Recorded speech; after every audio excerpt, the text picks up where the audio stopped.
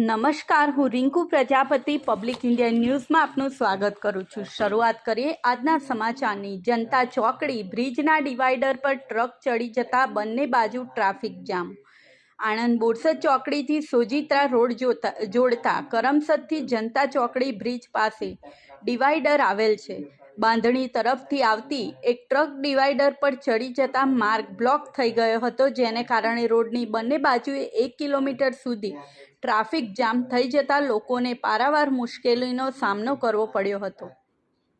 વિદ્યાનગર પોલીસને જાણ થતાં ઘટના સ્થળે દોડી ગઈ હતી।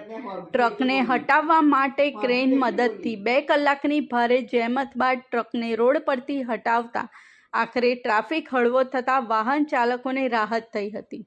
પ્રાપ્ત માહિતી અનુસાર જનતા ચોકડીથી કરમસદ માર્ગ પર ઓવરબ્રિજ પાસે આવેલા ડિવાઈડર પર રાત્રે 7 વાગ્યાના અરસામાં ટ્રક ચડી જતા રોડ બ્લોક થઈ ગયો હતો, જેને કારણે રોડની બંને બાજુએ 1 કિલોમીટર સુધી સતત 2 કલાક સુધી ટ્રાફિક જામ થઈ ગયો હતો। તેના કારણે વાહન ચાલકો હેરાન પરેશાન થઈ ગયા હતા અને આ બનાવના પગલે વિદ્યાનગર પોલીસ ઘટના સ્થળે દોડી આવી હતી।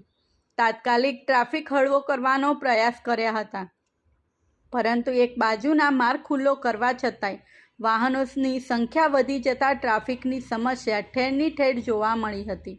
આખરે વિદ્યાનગર પોલીસે ક્રેન મંગાવીને ડિવાઈડર પર ફસાઈ ગયેલ ટ્રકને રોડ પરથી 2 કલાકની જહેમત બાદ હટાવી હતી, જેના પગલે વાહન ચાલકોને રાહત થઈ હતી। આ સાથે આજના સમાચારને અહીં સમાપ્ત કરીએ છીએ।